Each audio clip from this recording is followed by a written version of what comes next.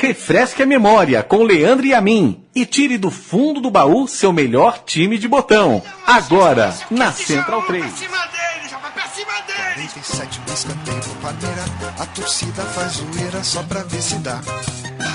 Rocha levanta e alguém enfia a testa. Silencia o palestra. Pra depois vibrar. E o juiz apita e aponta o meio campo. Aragonês sai do gramado como santo. E seu Ferreira, creia você, foi beber a vitória no ensaio da Nenê.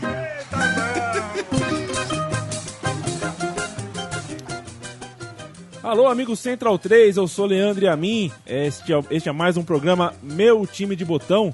E mais uma edição que agora traz um time muito vitorioso, muito grande, um time que habitou o imaginário e o estrelão de muita criança e muito adolescente, e muito adulto e muito velho, mas um time que ficou ficou no fundo da gaveta, ficou envelhecido, um time que ficou marcado por um retrato em branco e preto, muito embora seja um time verde e branco, um time que tem aversão à cor preta.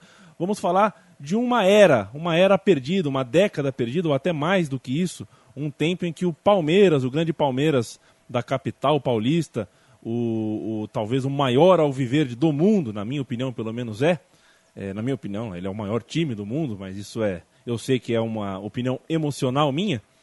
O Palmeiras que ficou desde 77 até 93 sem ganhar nenhum título. Foi a época em que o Ademir da Guia parou.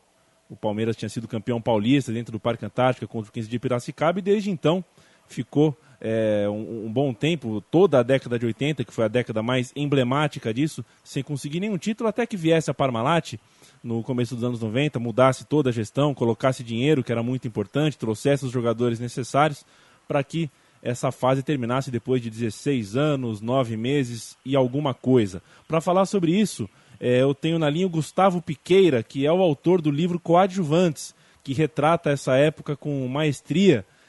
Gustavo, obrigado pela sua presença, pela sua participação aqui com a gente. Já emenda a primeira pergunta. O livro que você fez, Coadjuvantes, é o febre de bola brasileiro? Tudo bem, Leandro. Obrigado pelo convite aí. Então, na verdade eu não li o Febre de Bola. Eu não sei certo. Se é. o Febre de Bola conta a história da fila do Arsenal, mas mostra que a vida do torcedor do Arsenal em questão, o autor do livro, passou sem que ele tivesse maiores alegrias na vida pessoal, na vida paralela, né, com as mulheres, com os empregos, com a família. Todas as derrotas do Arsenal pareciam uma metáfora das próprias derrotas dele. É mais ou menos isso? É mais ou menos isso. Mas eu acho que, na verdade, não é nenhuma coincidência. Eu acho que a gente que torce por um time, seja ele qual for, a gente não consegue dissociar tanto o nosso time da gente, né? É comum. A nossa personalidade, assim, escolhe o time mais do que o coração, é isso? Não, eu acho que na verdade a escolha do time, ela é uma escolha que cada um tem um motivo, né? Ou família, ou quando o moleque viu algum jogo, gostava de algum jogador. Isso não tem tanta regra, mas eu acho que o torcedor que tem um time do coração mesmo, não um moleque hoje de 10 anos que torce o Barcelona, né? Um moleque aqui da Lapa que torce o Barcelona. Mas que tem o time do coração mesmo, o time ele é uma parte importante da identidade da gente, né? Ele faz parte da nossa história, não tem como dissociar. E não tem a ver com fanatismo doente. Mas ele é parte, quando eu penso assim na minha história, o Palmeiras é parte da minha história. É parte de quem eu sou, né? A sinopse do Coadjuvantes que você pode encontrar pela internet, depois o Gustavo vai falar e se tiver algum caminho mais fácil para conseguir o livro também, mas é um livro que está aí em qualquer livraria, você consegue encontrar e eu recomendo vivamente. Diz que este é um livro sobre futebol sem craques, sem vitórias e sem dados estatísticos. O amargo jejum de títulos vivido pelo Palmeiras entre 76 e 93 é aqui narrado sobre a ótica de um torcedor comum que cresceu assistindo a infindáveis derrotas e humilhações sofridas por seu time, ao passo que sua própria vida parecia não experimentar de melhor sorte. Mas nem sempre foram times ruins, né, Gustavo? Alguns times eu acho que marcaram época até por serem bons. Não, acho que uns 2 ou 3, né? Não são muitos, mas enfim. Não, eu acho que nesses 16 anos, que eu me lembre, o time de 86 era bom, o time de 89 era bom também. Eu acho que tinha uns 2 ou 3 times bons. Antes, assim, entre 77, 78 e 79, tinham times bons. Eu era muito pequeno na época, eu não lembro exatamente, mas eram times que chegavam na final, né? Teve o time de 79 que ganhou do Flamengo no Rio. Mas eram exceções um pouco. Mas eram times bons, o que parecia que havia uma maldição, né? Era uma maldição, parecia que era impossível ser campeão. Podia montar o melhor time que fosse, jogar a final contra a Inter de Limeira e ia perder. Chegou um momento onde realmente parecia que não adiantava Éder Aleixo, não adiantava Mário Sérgio, não adiantava nenhum jogador de seleção para chegar. Mas já que você era pequeno nos anos 70 e foi crescendo ao longo dos anos 80 e tem a fase natural onde não é só o racional que conta, mas é a parte da vivência mesmo, qual desses times, qual dessas derrotas foi a que mais doeu? Levando em conta, inclusive, a idade, o momento, a forma como você acompanhou. Eu acho que algumas doeram bastante. Eu acho que a Inter de Limeira foi a que mais doeu, acho que não só em mim, né? Eu tinha 14 anos, né? Porque era uma idade já bem complicada. E aquele campeonato, o Palmeiras já vinha, né? Eram 10 anos sem título, quer dizer, já vinha pesando um pouco.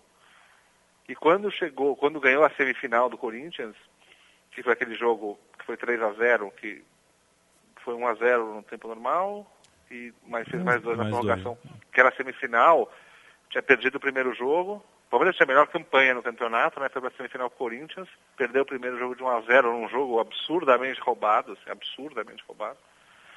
Mesmo que minha memória seja tendenciosa pró-Palmeiras, eu acho que foi, assim, numa análise fria, foi absurdamente roubado.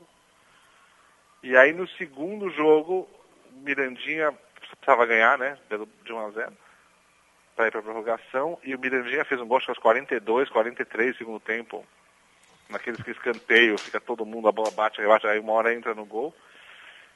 E aí na prorrogação fez mais 2 gols, sendo que um deles foi o olímpico do Éder. E quando ganhou aquele jogo e foi para a final com a Inter de Limeira, nunca nenhum time do interior tinha conseguido ganhar um Campeonato Paulista, né? Na época o Campeonato Paulista não era o que virou hoje. Parecia que era impossível não ser campeão, né? Parecia que era só esperar o dia que ia ser campeão. E aí deu no que deu. E eu acho que aquele foi o pior de todos. Eu acho que não só o meu, né? Eu acho que essa lembrança... Eu acho que dos 16 anos de fila, aquele jogo é o jogo mais emblemático. Tiveram outros horríveis também. A gente pode... Se a gente for colocar o nome dos adversários, né? Tem a Inter de Limeira, o Palmeiras passou por eliminações diante de Ferroviária. 15 de Jaú. O Palmeiras passou problemas com o Bragantino antes do Bragantino ser... aquele Bragantino que seria campeão um pouco depois, mas até então o Palmeiras de 89, né, que era um time que estava invicto, que estava realmente muito bem.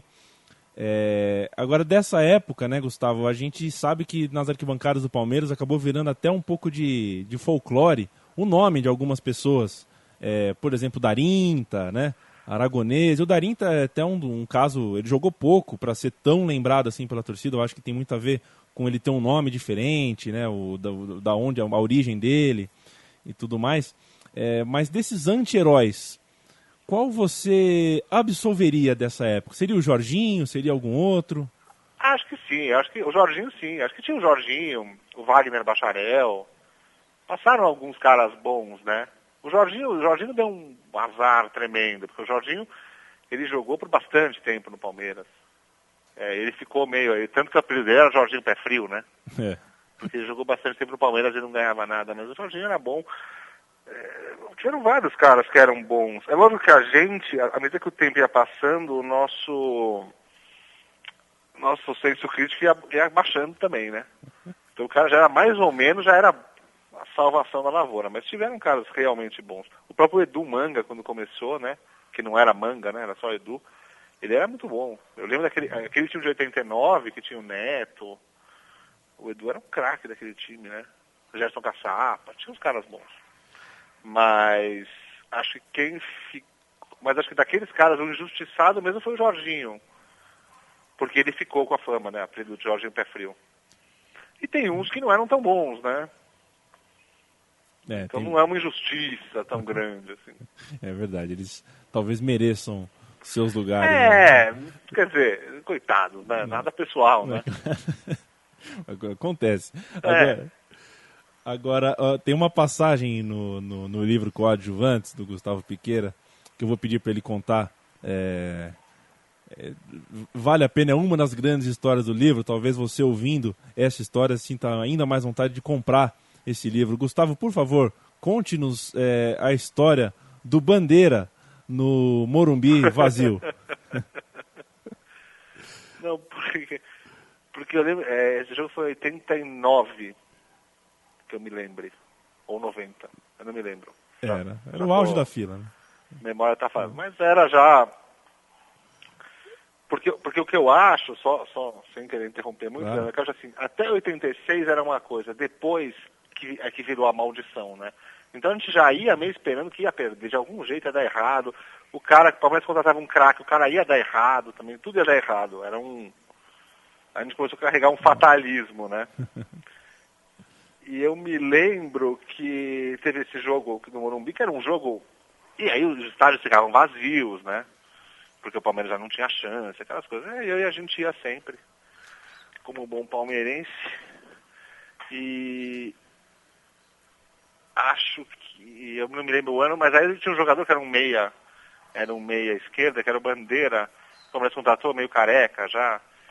E ele não era horrível, mas ele era aquele jogador que acha que é melhor do que o que é. Se ele fizesse arroz com feijão, que eu chamo que ele era quase bom. Se ele fizesse arroz com feijão, até dava para encarar. Mas ele todo jogo tentava tipo, um lançamento de chaleira, uma coisa que não dava certo. E, enfim, e aí ele virou um desses jogadores que quando a gente lembra, nossa, lembra como era horrível, ele tá na lista, né? Eu lembro que teve esse jogo contra o Grêmio, no Morumbi tava vazio, e um amigo São Paulino foi junto, porque ele não tinha o que fazer, acho, e ele tinha umas cativas. Enfim, a gente foi lá na cativa, estava vazio. E ele tinha bebido, ele é São Paulino. Ele tinha bebido, e aí o técnico colocou Bandeira para aquecer. E ele começou a gritar pro Bandeira, apoiando o Bandeira. Só que isso estava vazio, dava para ouvir tudo.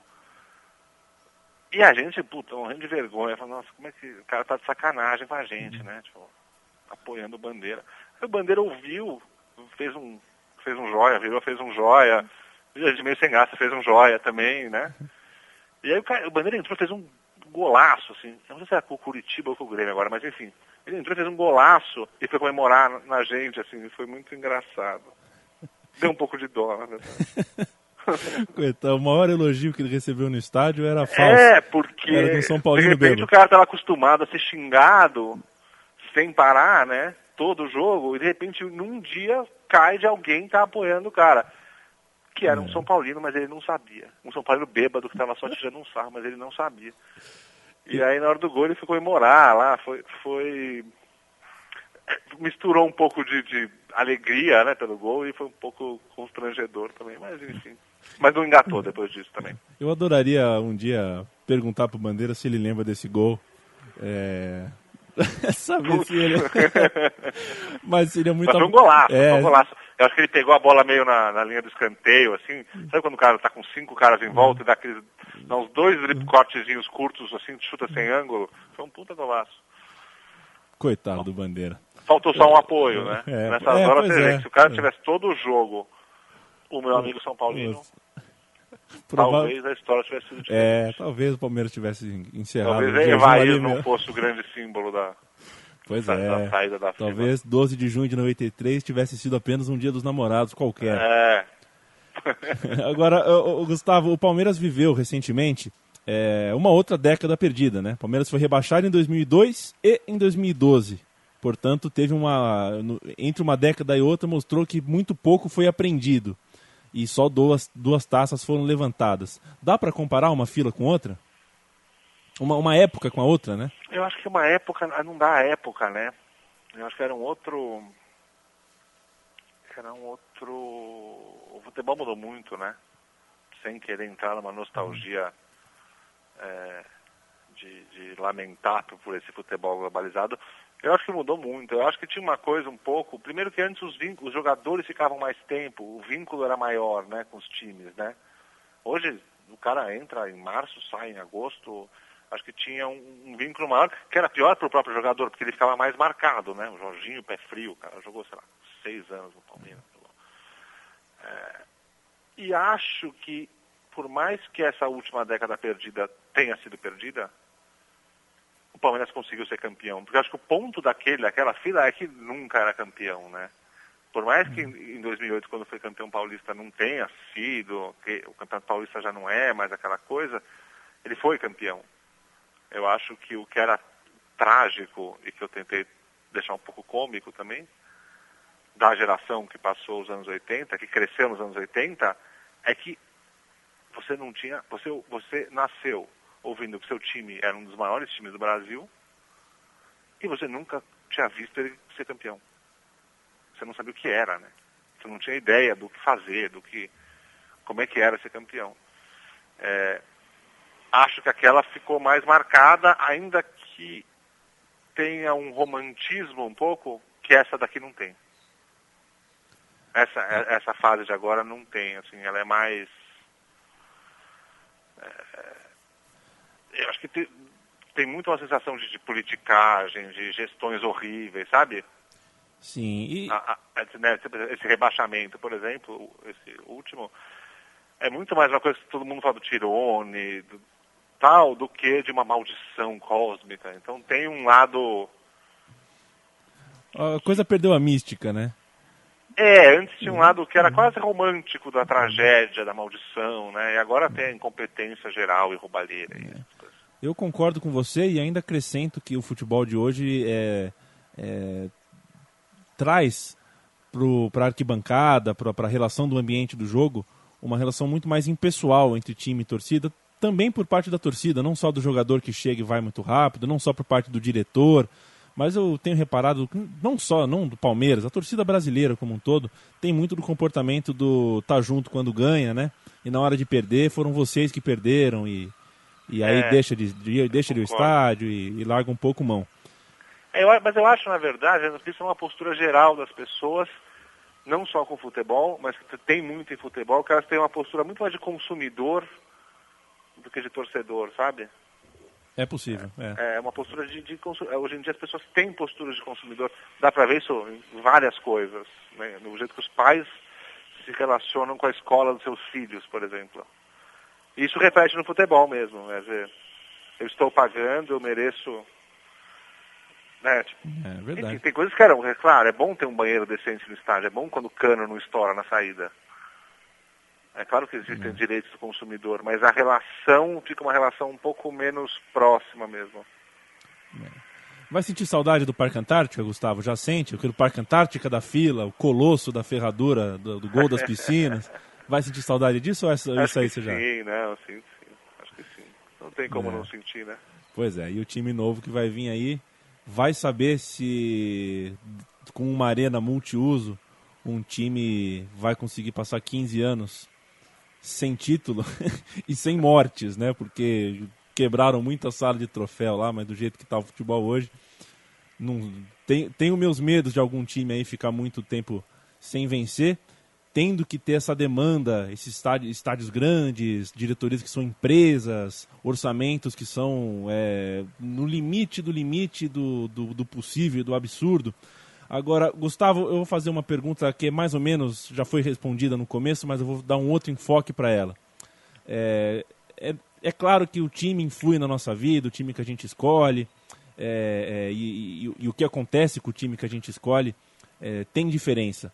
Mas eu queria saber, se o Palmeiras tivesse vencido em 86, você acha que a sua relação com o Palmeiras hoje seria diferente? Ah, difícil. Acho que não. Em outras palavras, você ficou sequelado desse tempo todo? Não, eu acho, na verdade, que eu tive, hoje, né, passados os anos, olhando para trás, eu tive um privilégio que pouquíssimos torcedores tiveram. Talvez só os palmeirenses da minha geração de 93 e os corintianos de 77, que é de assistir um jogo daquele, sabe?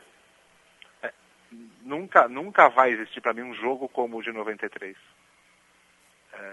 Em que vinham 15 anos das costas, em que as coisas aconteceram daquele jeito. Eu acho que esse momento catártico que eu vivi em 93 não foi todo torcedor que viveu. Porque é uma catarse mesmo, é uma coisa inexplicável. Eu acho mesmo que só a geração palmeirense de 93 e a corintiana de 77 teria sido diferente, teria sido talvez uma relação um pouco mais saudável. Mas não é uma coisa, eu não acho que foi a fila, ela não diminuía, né? Não é que a torcida diminuía, a torcida começou a minguar. A gente ia até, uma hora ia acontecer, né? Não, uma hora tinha que acontecer. E que bom que foi contra o maior rival, dentro da capital paulista, com mais de 100 mil pessoas. E, Gustavo, para a gente fechar, fala um pouco da feitura do Coadjuvantes, da ideia, da concepção do Coadjuvantes e como que o nosso ouvinte pode comprar, se você tem um caminho que você prefere que seja comprado pela sua mão, se tem um site, como é que é? Eu acho que o livro está à venda nas livrarias, ele já tem um tempinho, né? Ele foi lançado em 2006, foi editado pela Martins Fontes. Ele está nas livrarias, ainda tem exemplares à venda nas maiores redes, acho que tem. Talvez tenha uma outra tenha esgotado, mas se procurar nessas Saraivas, Cultura, Siciliano, na própria Martins Fontes, dá para achar. Não, tem sim. Eu acabei de procurar 15 minutos atrás e garanto que tem. E a ideia do livro, na verdade, foi um dia eu estava pensando que existe um tom muito triunfalista em futebol, né? Em textos de futebol, filmes de futebol. E que eu, na verdade, tinha sido forjado, né? Em 76 eu tinha 4 anos, quer dizer, não lembro de nada. E eu vi o Palmeiras ser campeão com 21. Então eu atravessei a infância e a adolescência, louco por futebol, indo em todo jogo do Palmeiras, e só vi o time perder. Mas nem por isso é uma história a ser apagada, né? Quer dizer, meu amor pelo Palmeiras foi sendo construído nesses anos. Foi sendo construído por Darinta, Bizu, Rodinaldo, Bandeira. E nem por isso era uma história menor. E eu achei que tinha umas coisas muito engraçadas. Tem uma vontade um pouco de falar assim, agora que já passou e foi horrível, vamos rir um pouco Porque tinha uma comédia, né? Uhum. Era uma coisa triste na época, mas olhando para trás depois, tinham várias coisas que você fala, nossa, né? É um futebol mais folclore do que resultado, sabe? Sem dúvida. Gustavo, recomendo para você o Febre de Bola. Eu acho que você vai sentir muita familiaridade com essa leitura do Nick Hornby, que é um escritor inglês, que retrata... Eu já ouvi falar no livro, mas eu nunca li. Se eu tivesse lido, talvez eu não tivesse escrito o Coadjuvantes. Pode ser, mas eu recomendo, e como eu li o Febre de Bola antes de ler o Coadjuvantes, quando eu li o Coadjuvantes eu me senti vingado, redimido. Eu falei, meu time tem o seu Febre de Bola, assim como o meu maior ídolo no futebol foi o Maradona. Quando eu vi o Edmundo, eu falei, meu time tem o meu próprio Edmundo. E aquelas coisas, né, aqueles pequenos títulos que a gente tem na vida. Então, agradeço você por essa ideia e essa concepção da ideia, né, colocar em prática essa ideia que você teve com Coadjuvantes. E, bom, agradeço o papo aqui contigo e que venham muitos títulos para o Palmeiras e muitos outros livros. Tem alguns planos em frente, Gustavo? Sempre tem, eu sempre lanço alguns, mas nunca mais de futebol. Acho que a minha história de futebol eu já contei. Parou por aí?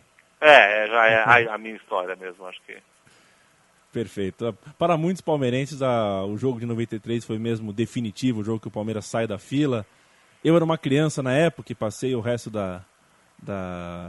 o fim da minha infância, começo da adolescência, sendo bastante vezes campeão, mas eu sempre olhava no domingo à tarde, Gol, o grande momento do futebol, no programa clássico na TV Bandeirantes e via os gols dos anos 80, aquelas imagens legais, e todo mundo era campeão nos anos 80, o Palmeiras não era.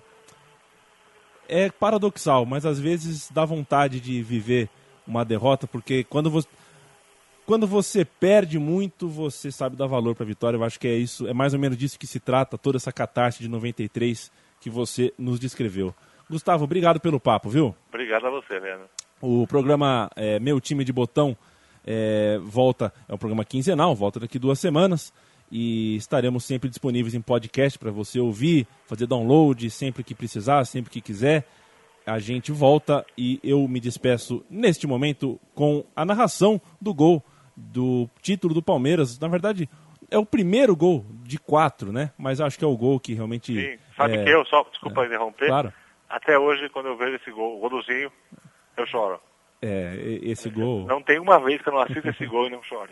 Então você tente não Vai chorar, de novo, tente não chorar pelo menos com a narração de José Silvério desse gol do Zinho, que abriu o placar, e no coração e na cabeça de muitos palmeirenses, a partir dali a porfia já estava definida. Um grande abraço e até mais. Zinho continua pedindo, aí o Rick vai por baixo, tira dali, mas dando presente para Evair. Brasil penetrou, bateu, gol!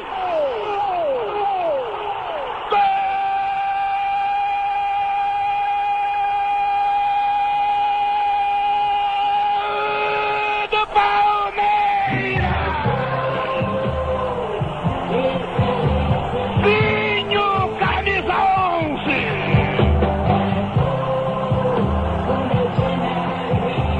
Num ataque de todo o time do Palmeiras. A bola sobrou para Evair, depois o Henrique cortar parcialmente. Ele estava livre, dominou, penetrou, rolou o bracinho. Ele veio de trás, dominou. A bola pediu, me chuta.